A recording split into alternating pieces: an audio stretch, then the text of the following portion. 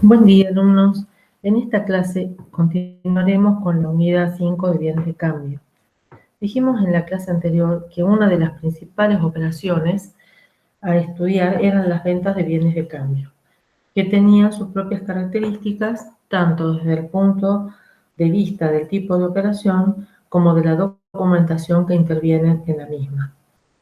Cuando la empresa realiza la venta de bienes y servicios objeto de su actividad habitual, tenemos que determinar a efectos de su registración el valor de venta. Este valor de venta es el precio de contado neto de intereses implícitos e impuestos, como por ejemplo el IVA o impuestos internos con los que están grabados algunos bienes. Veamos cómo determina la empresa entonces el precio de venta. Se parte del costo de adquisición de los bienes que se destinarán a la venta.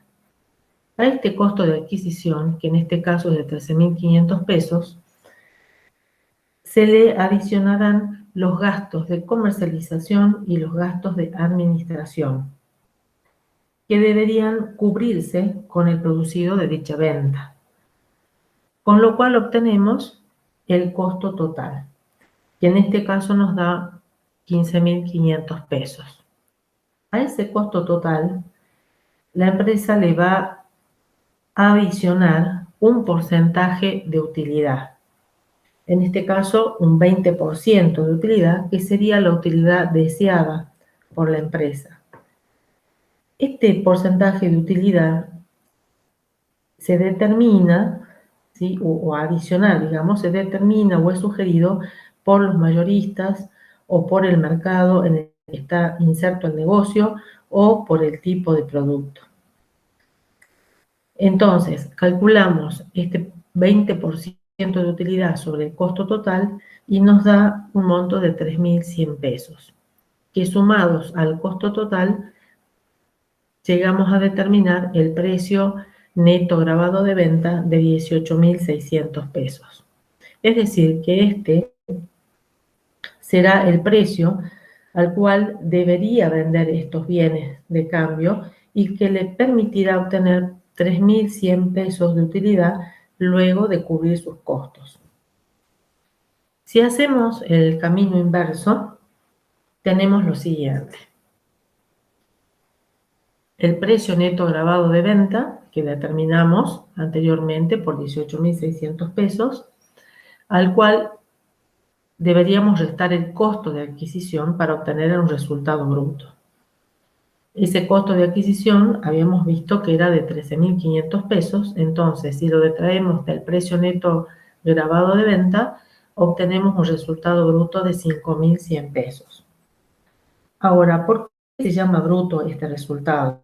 Esto significa que para llegar a un resultado neto deben efectuarse otras deducciones, que serían los gastos de comercialización y los gastos de administración, para poder llegar así a un resultado neto, que en este caso es de 3.100 pesos, que es la utilidad que hemos determinado anteriormente y que representa la utilidad esperada por la empresa, es decir, la utilidad que desea obtener.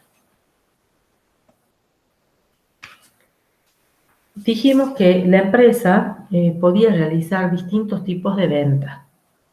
Para su registración tendremos que, por un lado, incrementar el valor del activo, que estaría representado por el bien que nos entregan o que nos entrega el cliente, o por la promesa de pago correspondiente que puede estar documentada o no. Y como contrapartida de este activo tenemos las ventas, que estas ventas representan un incremento de los ingresos. Depende del tipo de venta que la empresa realice, vamos a utilizar una cuenta diferente para hacer la registración, la correspondiente registración.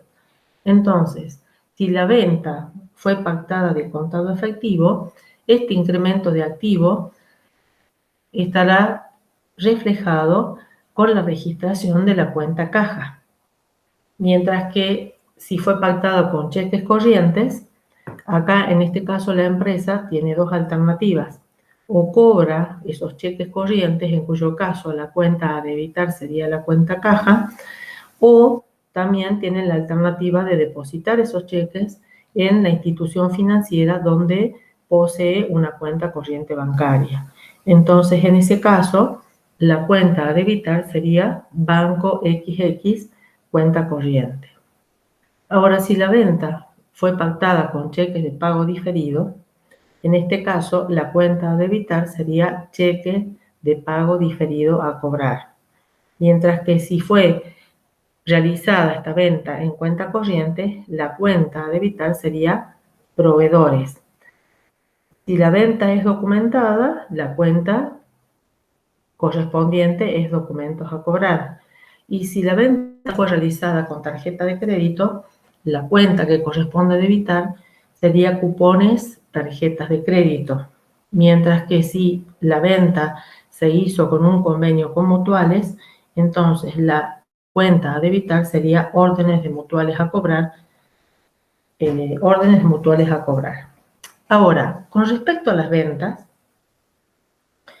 esta cuenta ventas puede ser una cuenta simple o puede ser una subcuenta que la empresa decida utilizar para lograr una mayor claridad de los resultados positivos originados por las ventas que realiza.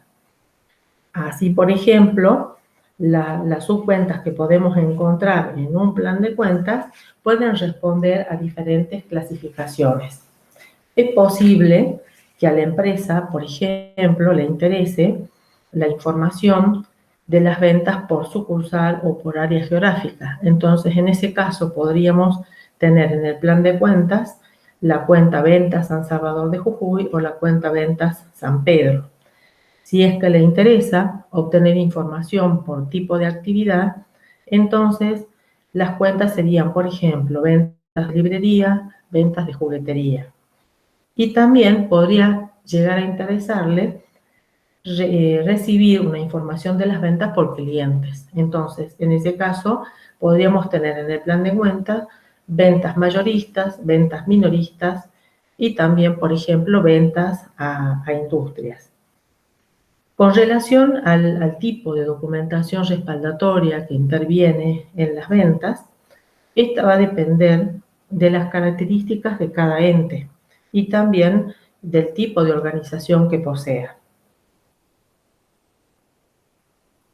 El remito es un documento que la empresa va a emitir y que va a acompañar a la mercadería y es constancia de haber entregado estas mercaderías al cliente. Previamente, previa firma, digamos, del receptor de estas mercaderías. En este remito se detalla la cantidad, la calidad de la mercadería, y no es común que en este remito se incluyan importes, es decir, que esté valorizado, pero puede llegar a darse el caso de que encontremos algún remito, pero solo con precios unitarios. Luego, con respecto a la factura, esta factura debe indicar la cantidad, el precio unitario y el precio total, los impuestos y también la forma y condiciones de pago. Y por último, tenemos el recibo, que la empresa lo va a emitir una vez efectuado el cobro de la factura. Y en este recibo debe contar el dinero, los cheques o pagarés que se reciben. La documentación respaldatoria debe ser emitida según las normas establecidas por la AFIP, que regulan la emisión no solamente de la factura, sino también de las notas de débito y las notas de crédito. Recuerden que existen determinados tipos de actividades que pueden emitir tickets. Es decir, hay actividades a las cuales les está permitido no emitir la factura, sino en su reemplazo emitir tickets, como por ejemplo farmacias, kioscos, bares, etc. Y también debemos tener en cuenta que hay algunos tipos de transacciones por los que no se emite facturas, como por ejemplo la venta de inmuebles, cuya documentación respaldatoria es la escritura pública. Y también en el caso, por ejemplo, de la venta de títulos valores, cuya documentación respaldatoria sería la liquidación del agente de bolsa.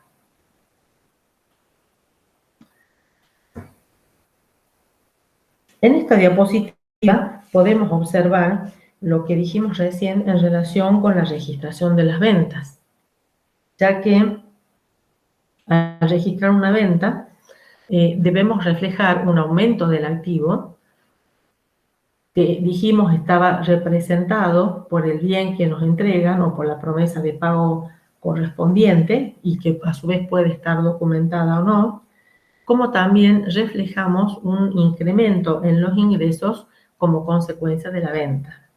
Pero además debemos tener en cuenta que también esta registración puede reflejar un incremento de pasivo. Y este incremento de pasivo va a estar referido al impuesto al valor agregado, es decir, el impuesto al valor agregado que la empresa debería facturar y registrar. Y en este caso, con la cuenta IVA débito fiscal. Pero esta no es la única registración que debería hacerse en oportunidad de la venta, ya que correspondería descargar del inventario la mercadería vendida mediante la registración del costo de la mercadería vendida, que representa, ¿no es cierto?, un incremento en los ingresos, ya que en la registración debitaríamos esta cuenta de costo de mercadería vendida y también reflejaría una disminución del activo que estaría representando la salida de la mercadería que se vendió, ¿sí?, mediante la acreditación de la cuenta mercaderías. Es decir, que el costo de la mercadería vendida refleja los costos incurridos para lograr dicha venta. O sea, que contablemente el costo de mercaderías vendidas surge como registro del sacrificio del valor del activo que se ha vendido. Cuando se confrontan los importes de las ventas con los costos incurridos, es decir, con el costo de mercadería vendida, se determina el resultado bruto generado por esta operación de venta. Ahora bien, la registración de este contable del costo de mercaderías vendidas se hará en la medida que el mismo sea conocido al momento de registrarse la venta. En caso contrario, se registrará cuando este costo pueda ser determinado.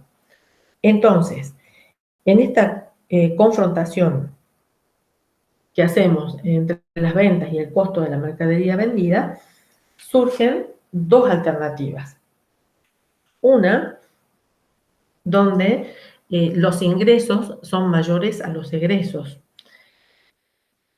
¿Esto qué quiere decir? Que el precio de venta, en esta operación de venta, el precio de venta es superior al costo de la mercadería vendida. Por lo tanto, esta operación de venta representa una variación modificativa mixta positiva. Y también puede dar como resultado un resultado negativo, una variación negativa. Eso sería cuando los ingresos son inferiores a los egresos, es decir, el precio de la venta, en este caso, sería inferior al costo de la mercadería vendida. Entonces, la operación de venta estaría representando una variación modificativa mixta negativa. Dijimos que la registración de la venta debía hacerse a precio de contado, neta de impuestos. Si se trata, entonces, del impuesto al valor agregado, este impuesto al valor agregado debe segregarse de las ventas y debe registrarse con la cuenta IVA débito fiscal. Y esta cuenta IVA débito fiscal va a intervenir en la determinación de la posición mensual del IVA. Igual que en el caso que vimos en la clase anterior con la cuenta IVA crédito fiscal que surgía de las compras de bienes de cambio. Ahora, en el caso de impuestos provinciales, lo que debemos tener en cuenta es de que estas ventas netas van a integrar junto con otros conceptos una base imponible. Y esta base imponible va a servir o va a permitir determinar mediante la aplicación de una alícuota el impuesto sobre los ingresos brutos. Ambas determinaciones, es decir, tanto de la posición mensual del IVA como del impuesto sobre los ingresos brutos, las vamos a estudiar en detalle más adelante en la unidad correspondiente a las cargas fiscales.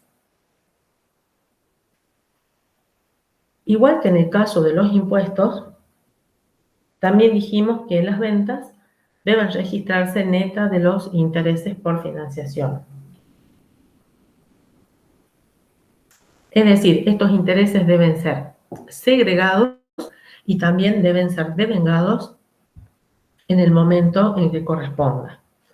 Ahora vamos a ver también el tratamiento contable de las bonificaciones y de los descuentos. Las bonificaciones constituyen rebajas en los precios por grandes volúmenes de venta y se registran mediante la cuenta bonificaciones concedidas o bonificaciones otorgadas. Y la documentación respaldatoria es una nota de crédito que emite la empresa al cliente. Ahora, ¿cuál es el tratamiento contable de estas bonificaciones? Es que estas bonificaciones deben ajustar las ventas. Ese es el tratamiento contable.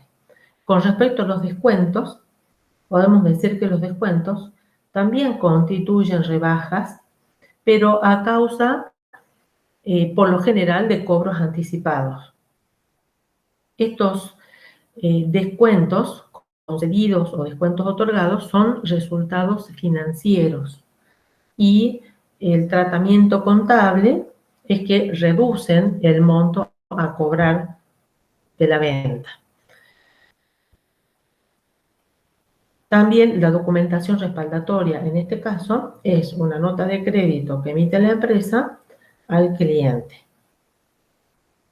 Aquí podemos observar un estado de resultados donde vemos las ventas y recién dijimos que estas bonificaciones concedidas u otorgadas deben netear las ventas. Y también dijimos que el descuento concedido u otorgado es un resultado financiero. Por eso corresponde que esta cuenta de descuentos concedidos integre el rubro resultados financieros y por tenencia. Con respecto a los 4 componentes que tiene este rubro de resultados financieros y por tenencia, que mencionamos en la clase anterior, dijimos que eran los intereses, las diferencias de cambio, el RECPAN y los otros resultados financieros y por tenencia.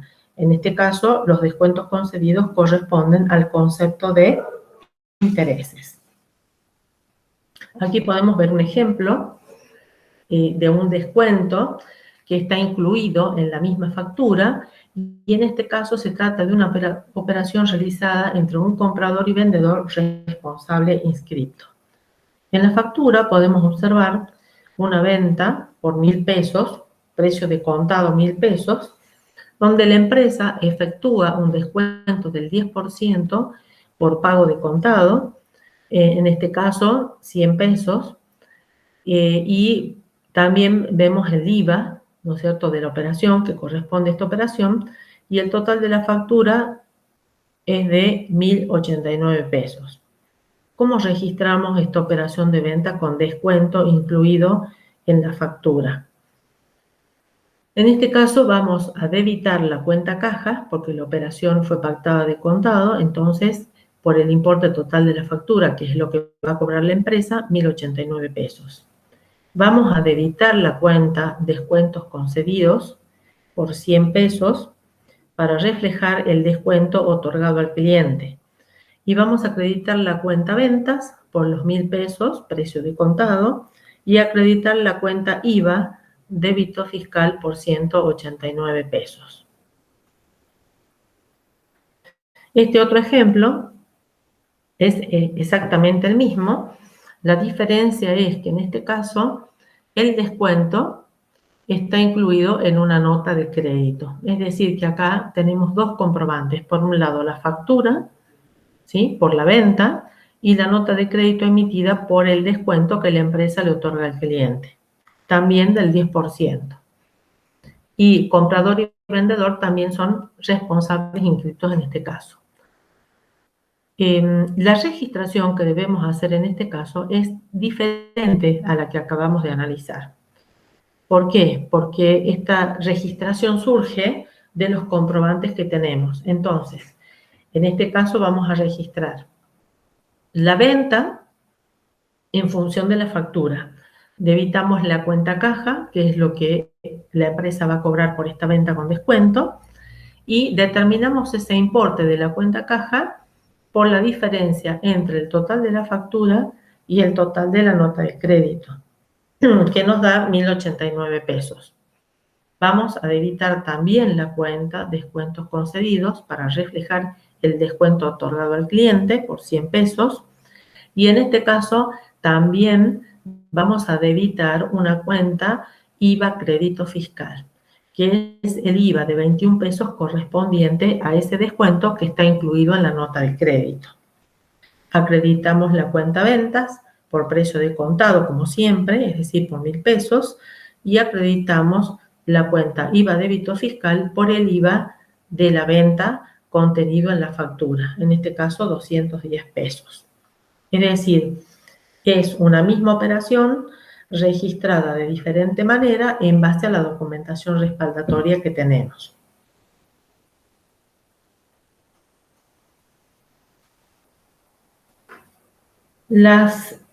Ahora vamos a ver el tratamiento de las devoluciones de ventas y de los anticipos de clientes. Las devoluciones surgen cuando los productos enviados por la empresa no cumplen con alguna condición pactada anteriormente y en consecuencia anulan los efectos de la venta, es decir, que neutralizan la operación original, digamos. Por eso es que acá dice que las devoluciones se dan por lo general por no ajustarse a lo requerido, a roturas, a defectos, a problemas de calidad, etc. Y el tratamiento contable que tienen estas devoluciones de venta es que reducen el monto a cobrar de la venta. Ahora, esto es en tanto y en cuanto la venta fue realizada a plazo. Porque si la venta fue realizada de contado, en este caso el cliente ya canceló el total de la factura. Entonces, según la práctica comercial, que ya también vimos esto en la clase anterior, el importe de la devolución no es devuelto al cliente, ¿no es cierto? Y este queda como saldo a su favor registrado en la cuenta anticipos de clientes. Esta cuenta anticipos de clientes representa un pasivo que debe ser expuesto en el rubro anticipos de clientes hasta concretar la venta. La documentación respaldatoria de las devoluciones de venta es una nota de crédito que tiene que emitir la empresa al cliente, donde constará la mercadería de vuelta y el importe que corresponde a esa mercadería de vuelta.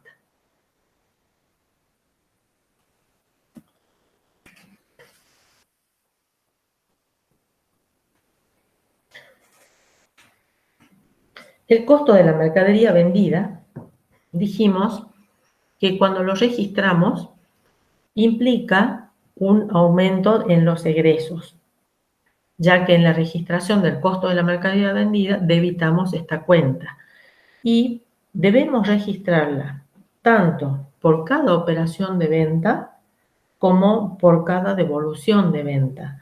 Entonces, en este caso se debe reflejar contablemente el costo de la mercadería que ingresa en el caso de la venta y el costo de la mercadería que ingresa al ente en caso de la devolución de la mercadería. O sea que estaríamos, por un lado, en el caso de la venta, debitando la cuenta costo de mercadería vendida y reflejando mediante la acreditación de la cuenta de mercaderías una disminución de activo por la mercadería que sale de la empresa por la venta. Mientras que en el caso de una devolución de venta, estaríamos registrando una operación inversa, es decir, estaríamos debitando la cuenta mercaderías, es decir, estaríamos mostrando un aumento de activo, ¿sí? Y estaríamos acreditando la cuenta costo de mercaderías vendidas, que reflejaría una disminución de los egresos.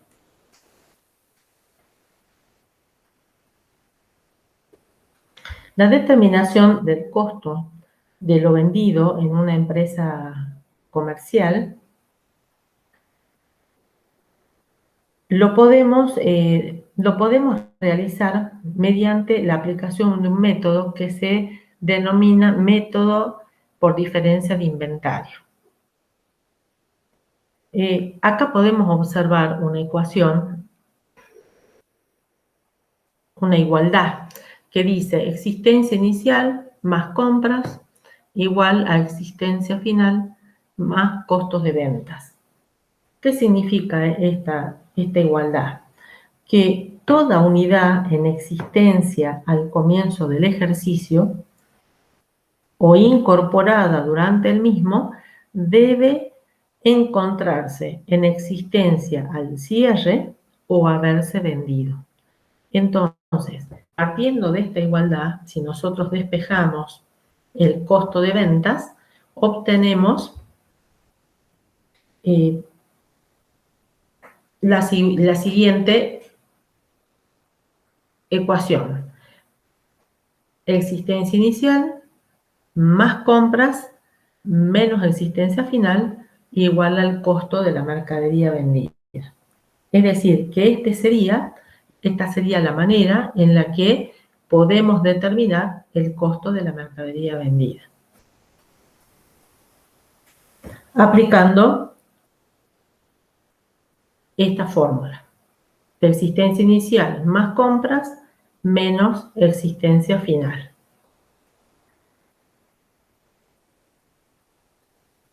Ahora, para una empresa de tipo comercial, ¿cómo determinamos el costo de lo vendido? En este caso, recordemos un poquito cuáles son los elementos del costo del producto. Por un lado teníamos la materia prima, los materiales e insumos directos. ¿Se acuerdan de las cuentas que vimos cuando estudiamos los componentes de bienes de cambio para una empresa industrial? Entonces, estas eran las cuentas que habíamos analizado en esa oportunidad. En este caso, para determinar el costo del producto, lo que debe hacer la empresa es determinar lo consumido o el consumo realizado de estos elementos en la producción, ¿sí? Es decir, se debe cargar a la producción lo consumido por materia prima, materiales directos e insumos directos. Lo mismo ocurre con la mano de obra. Esta mano de obra corresponde a las remuneraciones y cargas sociales del personal de la fábrica, capataz, obreros, etcétera, que deben ser también cargados al costo de producción. Y Por último, los gastos indirectos de fabricación. Estos gastos indirectos de fabricación son erogaciones que están indirectamente relacionadas con la producción, como por ejemplo gastos de energía eléctrica, depreciaciones, alquileres, etc. Entonces, todos estos componentes, digamos, o elementos del costo del producto son los que van a ser cargados al costo de producción para poder determinar los productos en proceso y los productos terminados. Es decir, que para determinar el costo total de producción o fabricación, vamos a tener que sumar los siguientes elementos: materia prima directa, materiales e insumos directos, mano de obra directa, y esto nos da como resultado el costo primo o costo directo. A este costo primo o costo directo debemos sumarle además otros insumos indirectos que pudiera demandar la fabricación de un producto. También deberíamos agregarle la mano de obra indirecta y los gastos indirectos de fabricación. Y allí recién podríamos obtener el costo total de producción o de fabricación. Acá vemos un ejemplo de determinación del costo del producto. Acá tenemos la materia prima directa que mencionamos recién por 4.000 pesos. Los otros insumos directos, que serían los materiales e insumos directos, por 1.000 pesos. La mano de obra directa por 7.000 pesos, que sumados nos da 12.000 pesos, que corresponde al costo primo o costo directo. Y luego dijimos que debíamos además sumar los gastos indirectos de fabricación. En este caso, 8.000 pesos, y con esto obtenemos el costo total de fabricación o producción por un total de 20.000. Que si dividimos este costo total de producción, de fabricación o producción, por la cantidad de unidades, en este caso 1.000 unidades, obtenemos el costo unitario del producto, de 20 pesos. Luego tenemos la registración contable, que nos muestra cómo se registra contablemente este proceso que acabamos de ver. Entonces, debitamos para cargar a la producción en proceso, debitamos la cuenta productos en proceso, las materias primas directas empleadas en la producción, los materiales directos e insumos directos empleados en la producción de una X cantidad de producto, y también la mano de obra directa. Luego, también debemos incorporar los gastos indirectos de fabricación. Entonces, el asiento que debemos hacer es debitar de nuevo productos en proceso a gastos indirectos de fabricación. Y una vez finalizado ese proceso de fabricación, debemos debitar la cuenta productos terminados y acreditar la cuenta productos en proceso. Es decir, estaríamos cargando todos los costos de la producción en proceso a los productos terminados. ¿Cómo determinamos entonces? Porque hasta acá lo que hicimos fue determinar el costo total de producción. Ahora, ¿cómo determinamos el costo de lo vendido en una empresa industrial? Y en este caso deberíamos aplicar la misma fórmula que aplicamos para determinar el costo en una empresa comercial. Es decir, el costo de los productos vendidos sería igual a la existencia inicial de los productos terminados más el costo total de los productos terminados menos la existencia final de los productos terminados. Eso nos daría el costo de los productos terminados y vendidos. En una empresa agrícola, las cuentas que intervienen en una empresa industrial, podemos decir que tienen su correlación de esta manera, como ustedes están viendo, con las cuentas de una empresa agrícola. Es decir, podemos hacer una comparación.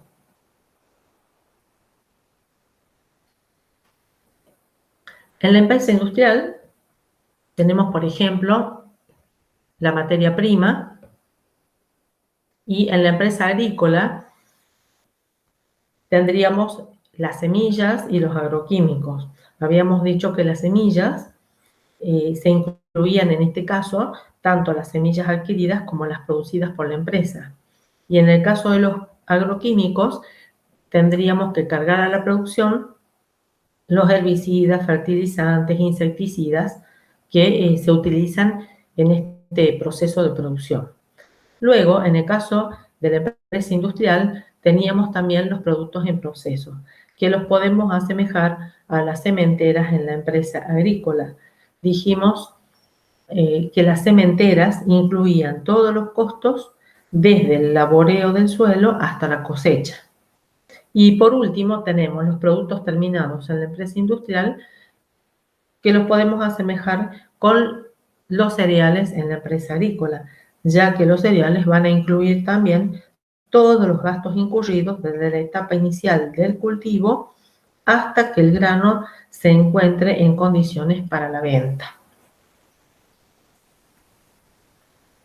Entonces, ¿cómo determinamos el costo de producción agrícola? En este caso, este costo se va a determinar con la suma de todos estos elementos que estamos viendo.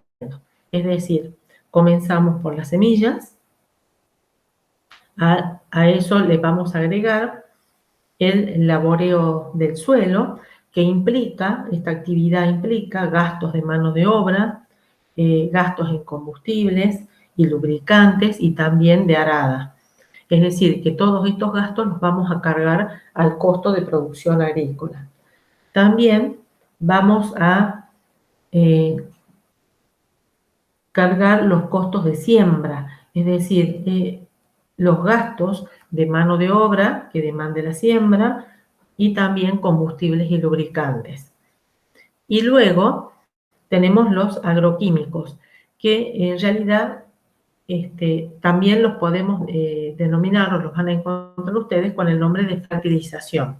Y en este caso se incluiría, digamos, la utilización, ¿no es cierto?, de los herbicidas, fertilizantes o insecticidas. Hasta acá, es decir, desde las semillas hasta los agroquímicos, la suma de todos estos componentes es lo que comprende las sementeras.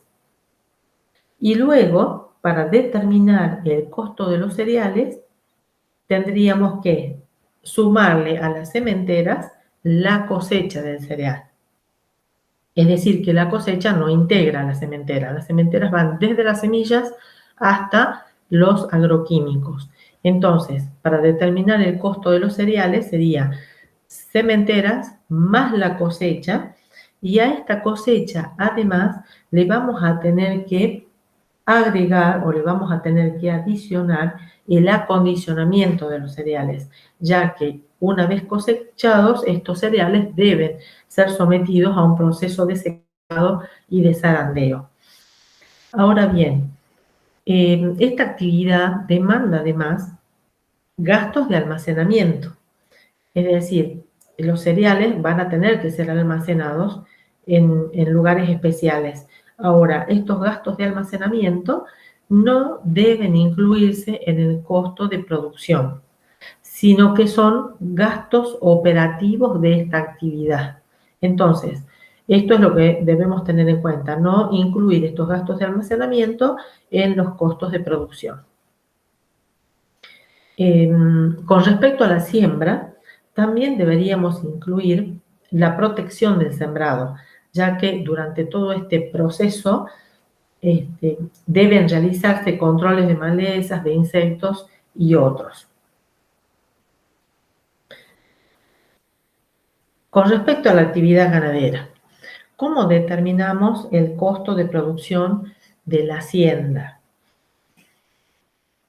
Lo determinamos con estos tres componentes, es decir, adicionándole a la existencia inicial de la hacienda las compras de hacienda. Estas compras de hacienda es una cuenta de movimiento que se va a cancelar con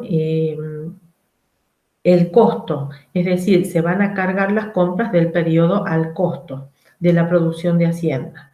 Y luego, a estas compras de Hacienda le vamos a adicionar todos los gastos directos de esta explotación. Estos gastos directos están referidos a lo que también vimos en la clase anterior cuando analizamos los componentes del rubro bienes de cambios en la empresa ganadera. Y en esa oportunidad dijimos que podíamos encontrar cuentas, las siguientes cuentas: fardos y rollos, que en este caso se van a cargar al costo de producción lo consumido de alfalfa, de sorgo u otros productos para el engorde de animales. También raciones y balanceados, que como estamos determinando en este caso el costo de producción de la hacienda, también vamos a cargar a ese costo de producción lo consumido de complementos de alimentación para el ganado. También dijimos que teníamos productos veterinarios. Entonces, vamos a cargar al costo de producción los productos veterinarios utilizados para la sanidad de los animales. También podemos encontrar materiales diversos que incluyen, por ejemplo, gastos de compra de alambres, de postes, pero siempre y cuando no sean bienes de uso. Y también, por ejemplo, gastos de combustible. Lógicamente, también vamos a tener, en este caso, gastos de manos de obra que deberán ser cargados al costo de producción de la hacienda y, por supuesto, la depreciación de los bienes de uso que se utilizan en este tipo de explotación. De esta manera, vamos a determinar este costo de producción de la hacienda. Ahora bien, ¿cómo determinamos el costo de lo vendido en este caso? Tenemos dos maneras para poder hacerlo. Una de ellas es tomar este costo de producción de la hacienda, dividirlo por la cantidad de cabezas y obtener así el costo unitario de producción. Entonces, para determinar el costo de venta, lo que tenemos que hacer es tomar la cantidad de unidades vendidas o de cabezas vendidas y multiplicarlos por el costo unitario de producción. ¿De qué otra manera podríamos determinar este costo de lo vendido? Aplicando la fórmula que ya conocemos: existencia inicial de la hacienda más el costo de producción de la hacienda menos la existencia final de la hacienda. Cuando vimos la determinación del costo de lo vendido para una empresa comercial, dijimos que este podía ser determinado a través de la aplicación de un método que se llamaba método por diferencia de inventario. Y este método por diferencia de inventario consistía en aplicar esta fórmula para determinar justamente ese costo, que es existencia inicial más compras menos existencia final. Pero este método tiene limitaciones. Y la más importante, digamos, es la que no contempla, es porque no contempla la posibilidad de que hubiera salido mercadería por robo, por roturas, por incendios o por otras causas. Y estos conceptos justamente no tienen nada que ver con la venta, ¿sí? No tienen nada que ver, no se relacionan con la venta. En consecuencia, ¿qué es lo que pasaría? Estos costos estarían incidiendo, digamos, estos conceptos, mejor dicho, estos conceptos estarían incidiendo en el costo de ventas, siendo que corresponden a la existencia no vendida y no al costo de ventas. Otra de las limitaciones que posee este método es que requiere realizar una tarea adicional. ya que es necesario realizar inventarios físicos de existencias al cierre para poder aplicar la fórmula, porque en este caso las existencias iniciales para un ejercicio serían las existencias finales del ejercicio anterior y necesitamos determinar cuál es la existencia final de este ejercicio. Entonces, para ello debemos realizar inventarios físicos para determinar cuáles son esas existencias finales al cierre del ejercicio. Y por otro lado, también es necesario establecer métodos de asignación de salidas de existencias, es decir, que debemos determinar también un método de evaluación. Existe otra forma de determinar el costo de lo vendido, y que es a través de la aplicación de este método de inventario permanente. Este método de inventario permanente puede aplicarse con la ayuda o gracias al avance de la informática. Entonces, en este caso sería fácil, digamos, mantener registros permanentes de existencias que nos proporcionen información detallada de los movimientos de las mercaderías en unidades físicas y también en unidades monetarias. Y esos movimientos están referidos, como ustedes pueden ver acá, a las entradas de las mercaderías, tanto por compras como por existencias iniciales, y a las salidas por las ventas y por las devoluciones. Con la aplicación de este método de inventario permanente, quedará en la cuenta mercaderías automáticamente reflejado la existencia de los productos, porque no se utiliza la cuenta compras, ni tampoco se desdobla la cuenta mercaderías para las existencias iniciales y finales, sino que se centraliza todo en la cuenta mercaderías. Y el movimiento, el stock vendido, mejor dicho, el stock vendido, se imputa al costo de ventas. Entonces, el saldo de la cuenta mercaderías refleja el stock existente y debería coincidir, ¿no es cierto?, con el stock físico si se efectuara un recuento en cualquier momento. Ahora, ¿cómo se determina entonces para cada venta el costo de mercadería vendida? Se determina mediante la aplicación de un sistema de asignación de salidas. Este sistema de asignación de salidas comprende tres formas de poder hacerlo. Uno de los métodos es el método FIFO, que significa primero entrado, primero salido. Otro es el método LIFO, que significa último entrado, primero salido. Y el método del precio promedio ponderado. Veamos un ejemplo del método, de la aplicación del método primero entrado, primero salido. Con la aplicación de este método se registran las salidas de las mercaderías al costo de las primeras compras. Por eso se llama primero entrado, primero salido.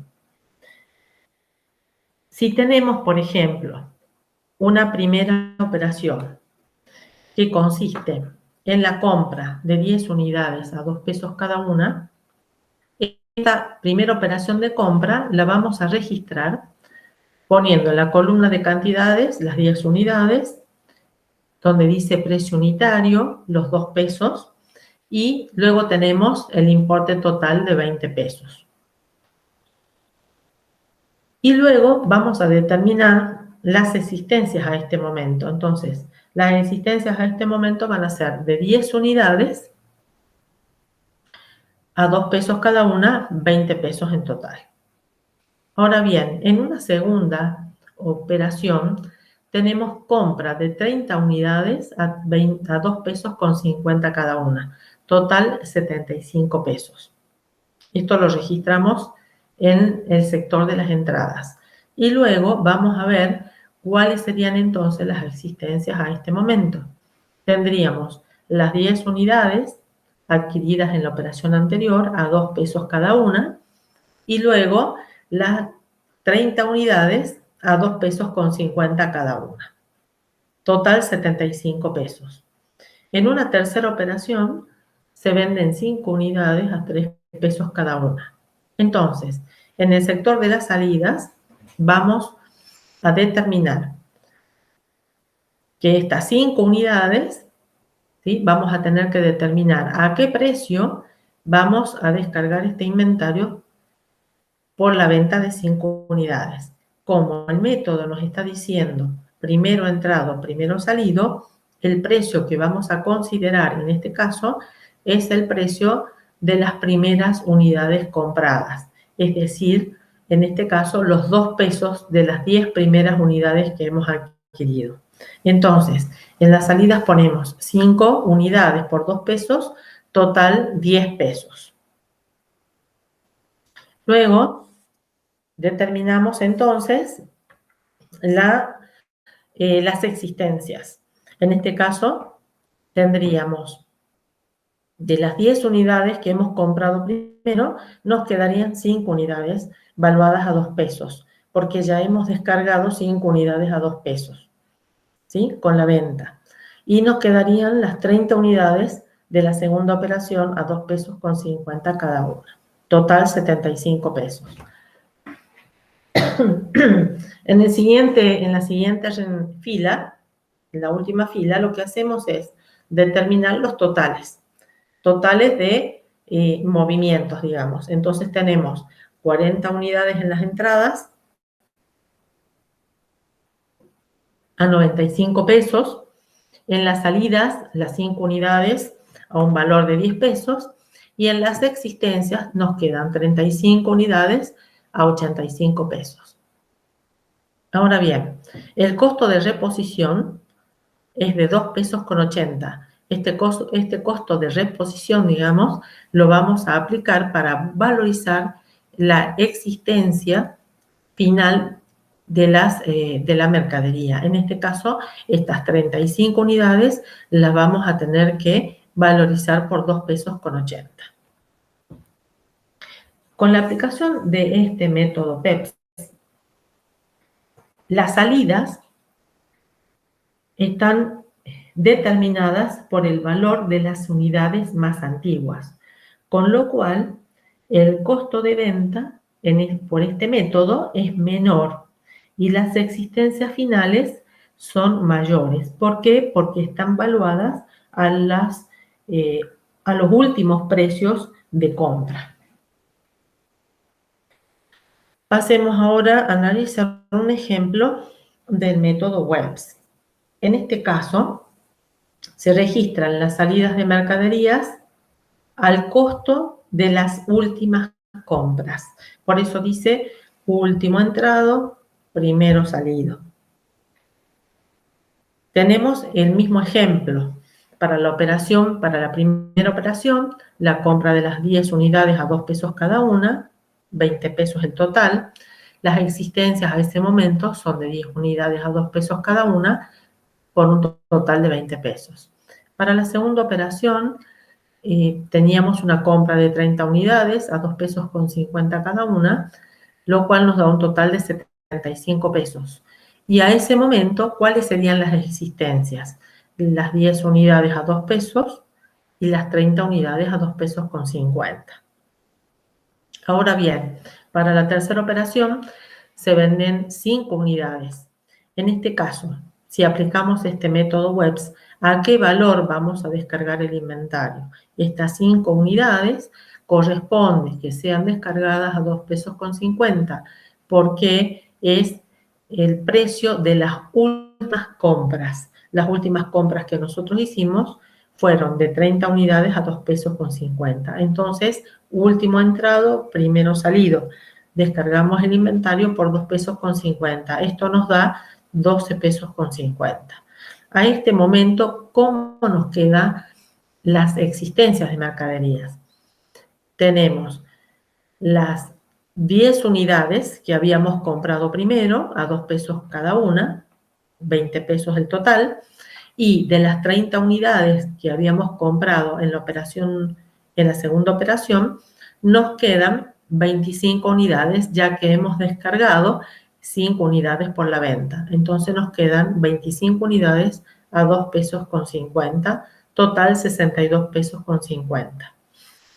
Y acá determinamos, igual que hicimos en el caso anterior, los totales. 40 unidades compradas a 95 pesos, por un valor de 95 pesos, 5 unidades vendidas por un valor de 12 pesos con 50, ese es el costo, y nos queda una existencia de 35 unidades valuadas a 82 pesos con 50. El costo de reposición en este caso es el mismo, es decir, que estas existencias finales de mercaderías, de las 35 unidades, van a ser valuadas por este costo de reposición al cierre del ejercicio. Veamos ahora un ejemplo del método de precio promedio ponderado. Podemos observar que este es exactamente el mismo ejemplo. Para la operación 1 comprábamos 10 unidades a 2 pesos cada una, entonces esto nos daba un total de 20 pesos. Las existencias eran las mismas, 10 unidades a 2 pesos, 20 pesos. Luego en la operación 2 comprábamos 30 unidades a 2 pesos con 50 cada una, lo que nos da un total de 75 pesos. Entonces, al momento de determinar las existencias, debemos determinar este precio promedio ponderado.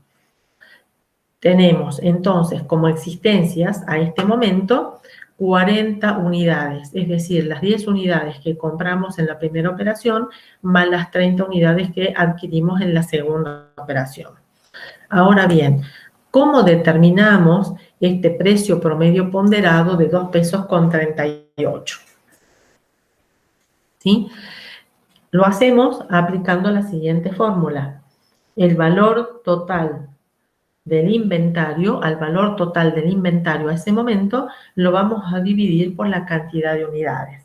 Entonces, el valor total del inventario, ¿cuál va a ser? Van a ser las 10 unidades a 20 pesos más las 30 unidades a 75 pesos. Es decir, el valor del inventario es de 95 pesos.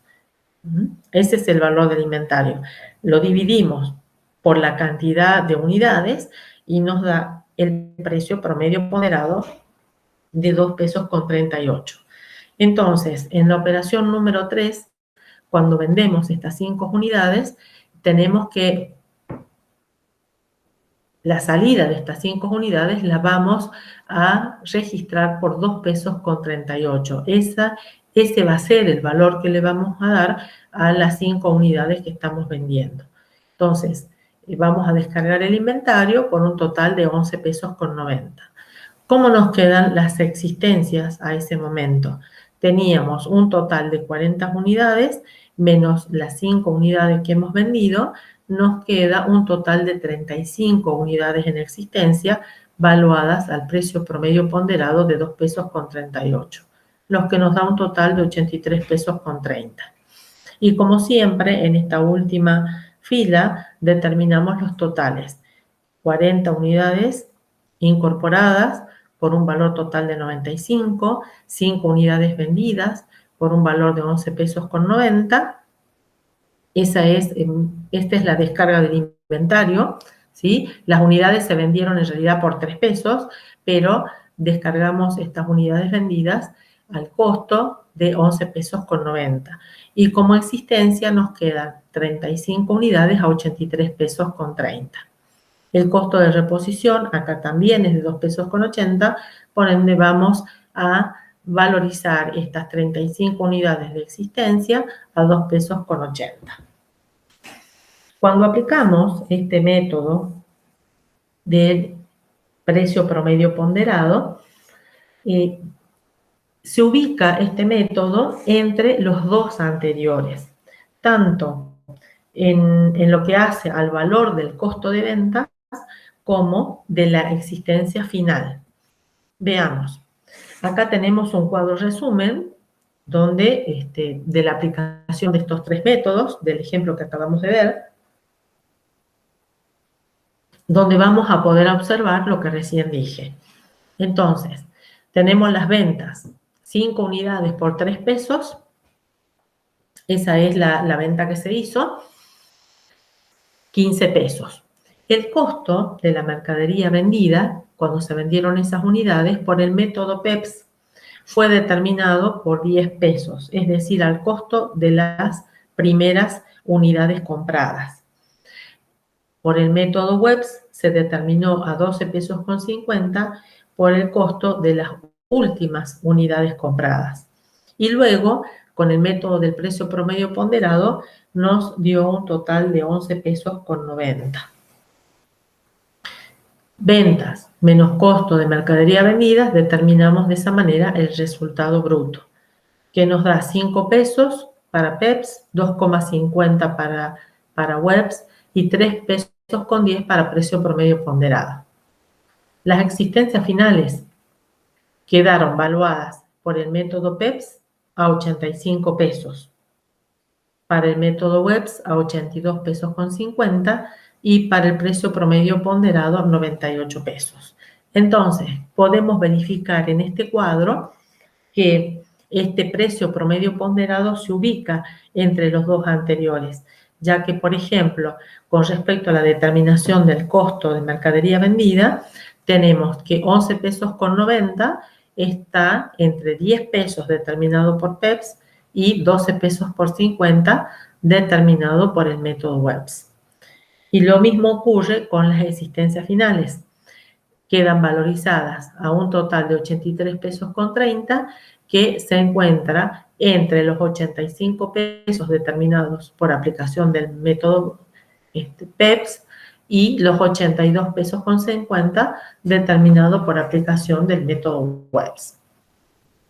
Ahora, si comparamos esta existencia final, ¿sí?, con la existencia final a valores corrientes, que habíamos dicho que era de 2 pesos con 80 el costo de reposición, entonces nos quedaba una existencia final valuada a valores corrientes por 98 pesos. La diferencia entre esta existencia final, ¿sí?, valuada por estos métodos y la existencia final valuada a valores corrientes nos da como resultado un resultado por tenencia, que en este caso también verificamos que el resultado por tenencia determinado por aplicación del método de precio promedio ponderado ese valor se encuentra entre los dos valores determinados por los otros dos métodos.